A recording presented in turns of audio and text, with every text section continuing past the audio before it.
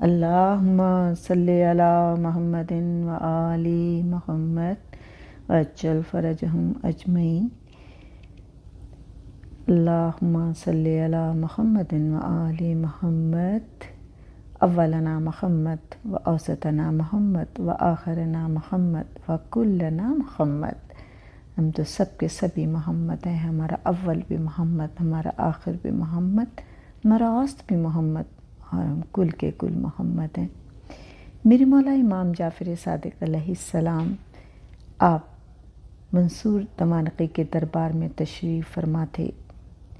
تمام وزیر سفیر موجود تھے، دربار سجا ہوا تھا، اور جب آپ وہاں پہنچے تو ایک طبیب ہندی طب کی باتیں کر رہا تھا۔ حضرت خاموش بیٹھے سن رہے تھے، اور وہ بار بار اپنی تعریفیں بیان کر رہا تھا، اپنے جو اس نے علاج کیے تھے ان کے بارے میں بتا رہا تھا کہ میں نے فلاں فلاں ایسے ایسے مریض کو ٹھیک کر دیا ہے، اور وہ باتیں یعنی اپنی تعریفوں پہ تعریفیں کیے چلا جا رہا تھا، اور میرے مولا خاموش بیٹھے تھے، اور سارے درباری بہت حیران ہو کہ اس کی باتیں سن رہے تھے۔ تو اچانک اس نے میرے مولا کی طرف دیکھا اور مخاطب ہو کر کہنے لگا، آپ نے کچھ پوچھنا ہے تو شوق سے پوچھیں، کیونکہ آپ کئی دفعہ نظریں اٹھا اٹھا کر میرے چہرے کی طرف دیکھ چکے ہیں، ایسا محسوس ہوتا ہے کہ جیسے آپ مجھ سے کچھ پوچھنا چاہتے ہیں۔ جو پوچھنا ہے پوچھ لیں، کسی بیماری کا علاج پوچھنا ہے تو دریافت کریں، میں آپ کو ضرور بتاؤں گا۔ بادشاہ نے بھی آپ کی طرف دیکھا کہ پوچھیں آپ اس سے اگر آپ نے کوئی سوال کرنا ہے۔ آپ نے فرمایا، میں کیا پوچھوں، مجھے تجھ سے زیادہ معلوم ہے۔ جب آپ نے یہ بات کی کہ مجھے تجھ سے زیادہ معلوم ہے، تو ظاہر ہے طبیب جو اتنی دیر سے اپنی تعریفوں کے پل باندھ رہا تھا، تمام درباریوں نے نظر اٹھا کر طبیب کی طرف دیکھا اور امام کی طرف دیکھا کہ امام نے یہ بات کی ہے کہ مجھے تجھ سے زیادہ معلوم ہے، یعنی جو تو علاج بتا رہا ہے یہ تو کچھ بھی نہیں۔ تو وہ بھی پریشان ہو گیا۔ اس نے کہا کہ آپ جو سوال کرنا چاہتے ہیں مجھ سے کریں، اگر میں جواب نہ دے سکا تو ظاہر ہے آپ کا علم پھر زیادہ ہوگا۔ ظاہر ہے وہ اپنی شرمندگی کو کس طریقے سے ٹالے، اس نے یہ سوال کیا۔ تو امام نے کہا، ٹھیک ہے، ایک سوال کا جواب دے، تو نے ابھی بہت سارے مرض کے علاج کیے ہیں، جب کسی مرض کا غلبہ ہو تو اس کا علاج کیسے کرنا چاہیے اور کیوں کرنا چاہیے اور طریقہ کیا ہونا چاہیے۔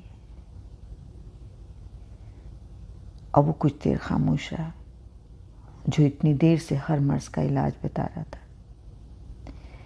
آپ نے فرمایا، جب کسی مرض کا غلبہ ہو تو اس کا علاج ضد سے کرنا چاہیے، یعنی ہار، یعنی اگر گرم کا علاج سرد سے، یعنی ہم یہ دیکھتے ہیں کہ جب بخار زیادہ ہو تو ہم کہتے ہیں کہ ٹھنڈے پانی کی پٹیاں رکھنے چاہیے، اور یہ میرے مولا امام جعفر صادق بیان کر رہے ہیں کہ گرم کا علاج سرد سے کرے، ضد سے کرے، مخالف چیز سے اس کا علاج کرنا چاہیے۔ یعنی بخار تیز ہے تو ہم نے ٹھنڈے پانی کی پٹیاں رکھی ہیں، اور خشک اگر ہے تو تر سے، اور یعنی کہ دیکھیں گے معدے میں گرمی ہو گئی ہے، خشکی ہو گئی ہے، آپ کے سر میں خشکی ہو گئی ہے کہتے ہیں، تو ہم کہتے ہیں کہ تیل لگاؤ، خشکی ہے، اور دماغ بھی خشک ہے تو، اور اسی طریقے سے معدے کے لیے بھی یہ ہے کہ کچھ ایسی چیزیں کھانی چاہیے جو تر رکھے معدے کو۔ اور تیسری چیز یہ کہ ہر حالت میں اپنے بندہ اپنے خدا پر بھروسہ رکھے۔ اور پھر آپ نے دیکھا اس کی طرف اور کہا، تم نے ہر مرض کا علاج بتا دیا ہے، لیکن میں تمہیں مرض ہوتا کیوں ہے پہلے تو اس کی وجہ بتایا کرو۔ جب کوئی مریض تمہارے پاس آئے تو اسے یہ بتاؤ کہ تم میں مرض آیا کیوں، اس کا ریزن کیا تھا۔ تو آپ نے فرمایا کہ ہر مرض یاد رکھ کہ معدے سے شروع ہوتے ہیں. معدہ تمام بیماریوں کا گھر ہے، کیونکہ غلط غذا کھانے سے بیماری آتی ہے. زیادہ کھانے سے، کم کھانے سے نہیں، بلکہ غلط غذا کھانے سے. اور اگر تم پرہیز کرو تو پرہیز 100 دواؤں کا ایک دوا ہے. یعنی میں نے تجھے یہ بھی بتا دیا کہ معدہ تمام بیماریوں کے گھر ہے، اور میں نے تجھے اس کا علاج بھی بتا دیا کہ اگر پرہیز کرے تو 100 دواؤں کی ایک دوا ہے. یعنی میں نے علاج بھی بتا دیا ہے. تمام درباری حیرانی سے مولا کی باتیں سن کے طبیب کی طرف دیکھ رہے تھے. اور آپ نے فرمایا کہ جس چیز کا انسان عادی ہو جاتا ہے، اس کے مزاج کے موافق اور اس کی صحت کا سبب بن جاتی ہے. اب طبیب نے امام کی طرف دیکھا، سارے درباریوں کی طرف دیکھا، منصور کی طرف دیکھا، اور اس نے کہا کہ بے شک یہ بالکل سچ فرماتے ہیں کہ معدہ ہی بیماریوں کا گھر ہے اور پرہیز 100 دواؤں کی ایک دوا ہے. وہ شخص جو اتنی دیر سے تعریفوں کے اپنے پل باندھ رہا تھا، اب وہ میرے مولا کی تعریفوں کے پل باندھنے لگا. اور کہنے لگا اصلی طب یہی ہے. اب پھر امام نے اس کی طرف دیکھا اور بادشاہ کی طرف بھی دیکھا، اور آپ نے کہا تم صحیح کہہ رہے ہو، اصلی طب یہی ہے. لیکن ایک بات میں کہوں کہ تم نے کتابیں پڑھ کر علم حاصل کیا ہے. یہ علم میں نے کتابیں پڑھ کر حاصل نہیں کیا. اور آپ جیسے کہ جانتے ہیں میرے مولا امام جعفر صادق علیہ السلام کی تو یونیورسٹی تھی جس میں ہر عمر کے شاگرد تھے آپ کے پاس. کوئی 70 سال کا تھا، کوئی 60 سال کا، 50 سال کا، اور کوئی جوان بھی تھے.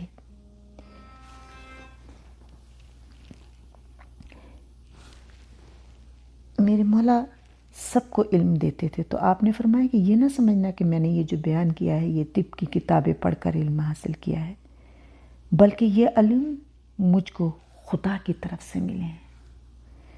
آپ نے اس کو خدا کی وحدانیت کا بھی اقرار کروایا. آپ نے کہا اگر تو کہے تو کچھ تھوڑے سے آسان سے سوال میں تجھ سے کروں. تو اس نے ظاہر ہے کہ اب مولا نے یہ بات کہی ہے تو اس کو چیلنج کے طور پہ لگا، اور اس نے کہا ضرور آپ مجھ سے سوال کریں. اچھا، آپ نے کہا کہ یہ بتا تو نے تو کتابیں پڑھ کر علم حاصل کیا ہے، مجھے یہ علوم خدا کی طرف سے ملے، اب بتا تو زیادہ علم رکھتا ہے یا میں؟ تو طبیب خاموش ہو گیا اور سر نیچے جھکا لیا. آپ نے کہا کہ ظاہر ہے جو خدا سے علم حاصل رکھ کے آئے گا اس کے پاس علم زیادہ ہوگا. اور پھر آپ نے کہا اچھا میں چند سوال کرتا ہوں، ان کا جواب دیں کہ یہ سر پہ بال کیوں ہیں؟ سر پہ بال ہیں لیکن ہماری پیشانی بالوں سے خالی کیوں ہے؟ اور پیشانی پر خط اور یہ شکن کیوں ہیں؟ اب اس نے غور سے دیکھا اور پھر سر جھکا لیا. آپ نے کہا صرف میں تیرے چہرے کی طرف دیکھ کے بات کر رہا ہوں کہ تیرے سر کے اوپر بال ہیں، تیری پیشانی پہ شکنے ہیں، اور تیرے پیشانی پہ بال کیوں نہیں ہیں؟ اور دونوں پلکیں آنکھوں کے اوپر کیوں ہیں؟ ناک دونوں آنکھوں کے درمیان کیوں ہیں؟ آنکھیں بادامی شکل کی کیوں ہیں؟ ناک کا سوراخ نیچے کی طرف کیوں ہے؟ منہ پر 2 ہونٹ کیوں بنائے گئے ہیں؟ سامنے کے دانت تیز اور داڑھیں چوڑی کیوں ہیں؟ اور ان دونوں کے بیچ میں لمبے دانت کیوں ہیں؟ دونوں ہتھیلیاں بالوں سے خالی کیوں ہیں؟ اور مردوں کی داڑھی کیوں ہوتی ہے، عورتوں کی داڑھی کیوں نہیں ہوتی؟ اور ناخن اور بال میں جان کیوں نہیں ہے؟ دل سنوبری شکل کا کیوں ہے؟ پھیپھڑے کے 2 ٹکڑے کیوں ہیں؟ جگر کی شکل معدب کیوں ہے؟ گردے کی شکل لوبیے کے دانے کی طرح کیوں ہے؟ گھٹنے آگے کو کیوں جھکتے ہیں، پیچھے کو کیوں نہیں جھکتے؟ دونوں پاؤں کے تلوے بیچ میں سے خالی کیوں ہیں؟ اور میرے مولا بار بار طبیب کی طرف دیکھ کے کہتے تھے، یہ میں صرف تجھے دیکھ کے کہہ رہا ہوں، اور تو تمام مجمع کی طرف دیکھ رہا ہے۔ یہ تو عام سوال ہیں، یہ تو بالکل آسان سوال ہیں۔ جب طبیب سے یہ سوال پوچھے اور وہ جواب نہ دے سکا تو آپ نے کہا، سن، میں نے تجھے بھی ایک بات کی ہے کہ میں یہ علم خدا کی طرف سے ہمیں عطا ہوا ہے، بفضل خدا میں ان سب باتوں کا جواب جانتا ہوں۔ تو طبیب نے کہا، آپ فرمائیے۔ امام نے فرمایا کہ سن، یہ انسان کی جو سر ہے اس پہ بال ہیں، اور یہ جو ہمارے آنسو اور رطوبتوں کی جگہ سر میں کیوں ہے، جب آنکھوں سے آنسو بہتے ہیں تو اس کی جگہ بھی سر میں کیوں ہے؟ ان تمام کا میں تجھے جواب دیتا ہوں۔ پہلا سوال یہی تھا کہ سر میں آنسو اور رطوبتوں کی جگہ کیوں ہے؟ تو سر اگر آنسو اور رطوبتوں کا مرکز نہ ہوتا تو خشکی کی وجہ سے ٹکڑے ہو جاتا، اس لیے آنسو پانی یعنی کہ سر کے میں رہتا ہے۔ اور ہمارے سر پر بال اس لیے ہیں کہ ان کی جڑوں سے تیل وغیرہ دماغ تک پہنچتا رہتا ہے، اور دماغ گرمی اور زیادہ سردی سے محفوظ رہے۔ پیشانی بالوں سے اس لیے خالی ہے کہ اگر اس جگہ سے آنکھوں میں نور پہنچتا ہے۔ پیشانی میں خطوط اور شکن اس لیے ہیں کہ سر سے جو پسینہ گرے وہ آنکھوں میں نہ پڑ جائے۔ جب شکنوں میں پسینہ جمع ہو تو انسان اسے پونچھ کر پھینک دے، جس طرح زمین پر پانی جاری ہوتا ہے تو گڑھوں میں جمع ہو جاتا ہے۔ اور سن، پلکیں اس لیے آنکھوں پر قرار دی گئی ہیں کہ آفتاب کی روشنی اس قدر ان پر پڑے جتنی کی ضرورت ہے، اور بوقت ضرورت بند ہو جائے، اور نیز سونے میں مدد دے سکیں یہ پلکیں، کہ جب انسان زیادہ روشنی میں بلندی کی طرف کسی چیز کو دیکھنا چاہتا ہے تو ہاتھ کو آنکھوں کے اوپر رکھ کر سایہ کر لیتا ہے۔ ناک کو دونوں آنکھوں کے بیچ میں اس لیے قرار دیا ہے کہ مجمع نور سے روشنی تقسیم ہو کر دونوں آنکھوں کو برابر پہنچے۔ آنکھوں کو بادامی شکل کا اس لیے بنایا ہے کہ بوقت ضرورت سلائی کے ذریعے دوا سرما وغیرہ اس میں آسانی سے پہنچ جائے۔ اگر آنکھ چکور یا گول ہوتی تو سلائی کا اس میں پھرنا مشکل ہوتا، اور اس میں سے ہماری جو بیماری آنکھوں کی ہے وہ ضائع نہ ہوتی۔ ناک کا سوراخ نیچے کو اس لیے بنایا کہ دماغی رطوبتیں آسانی سے نکل سکیں۔ اگر اوپر کو ہوتا تو یہ بات نہ ہوتی اور دماغ تک کسی چیز کی بو بھی جلدی نہ پہنچ پاتی۔ ہونٹ اس لیے لگائے گئے ہیں کہ جو رطوبتیں دماغ سے منہ میں آئیں وہ رکی رہیں اور کھانا بھی انسان کے اختیار میں رہے۔ اور جب ہونٹ اس لیے منہ پر لگائے گئے ہیں کہ جو رطوبتیں دماغ سے منہ میں آئیں وہ رکی رہیں اور کھانا بھی انسان کے اختیار میں رہے، جب چاہے پھینک دے اور جب چاہے تھوک دے۔ داڑھی مردوں کو اس لیے دی کہ مرد عورت میں تمیز ہو جائے۔ اگلے دانت اس لیے تیز ہیں کہ کسی چیز کا کاٹنا آسان ہو، اور داڑھ کو چوڑا اس لیے بنایا کہ غذا پیسنا اور چبانا آسان ہو، اور ان دونوں کے درمیان لمبے دانت اس لیے بنائے کہ دونوں کے استحکام کا باعث ہوں۔ جس طرح مکان کی مضبوطی کے باعث ستون کھمبے ہوتے ہیں، ہتھیلیوں پر بال اس لیے نہیں کہ کسی چیز کو چھونے سے اس کی نرمی، سختی، گرمی اور سردی وغیرہ آسانی سے معلوم ہو جائے۔ اگر ہتھیلیوں پر بال ہوتے تو ہمیں کوئی چیز بھی محسوس نہ ہوتی۔ بال اور ناخن میں جان اس لیے نہیں کہ ان چیزوں کا بڑھنا برا معلوم ہوتا ہے اور نقصان رسا ہے۔ اگر ان میں جان ہوتی تو کاٹنے میں تکلیف ہوتی۔ دل صنوبری شکل یعنی سر پتلا اور نیچے سے چوڑا ہے، اس لیے کہ بآسانی پھیپھڑے میں داخل ہو سکے اور اس کی ہوا سے ٹھنڈک پاتا رہے تاکہ اس کے بخارات دماغ کی طرف چڑھ کر بیماریاں پیدا نہ کر دیں۔ پھیپھڑے کے دو ٹکڑے اس لیے ہیں کہ یہ دل کے ان کے درمیان رہے اور وہ اس کو اخواتے ہیں۔ چکر محتب اس لیے ہے کہ اچھی طرح معدے کے اوپر جگہ پکڑے اور اپنی گرانی اور گرمی سے غذا کو ہضم کر دے۔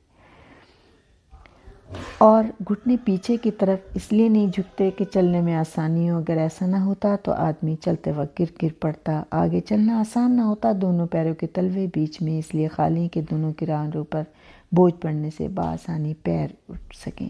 اگر ایسا نہ ہوتا تو پورے بدن کا بوجھ پیروں پر پڑتا، سارے بدن کا بوجھ اٹھانا دشوار ہو جاتا۔ یہ تمام باتیں سن کر ہندوستانی طبیب جو بھی اپنی تعریفوں کے پل باندھ رہا تھا حیران رہ گیا اور کہنے لگا، آپ نے یہ علم واقعی خدا سے سیکھا ہے۔ اور انہوں نے آپ کے جد نے خدا سے اور آپ نے اپنے جد سے۔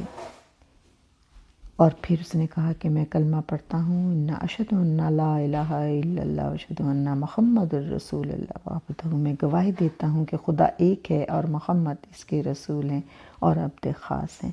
اللہم صلی علی محمد وآل محمد۔ بارالہ ذکر کے صدقے جو مومن اور مومنات اس دنیا سے چلے گئے انہیں بخش دے، بے اولاد کو اولاد، بے روزگار کو روزگار، مقروض کے قرض، روز محشر ہمیں پیاس کی شدت سے بچانا ہے، شافی محشر ہماری شفاعت فرمائے، امام زمانہ کا جلد ظہور ہو جائے۔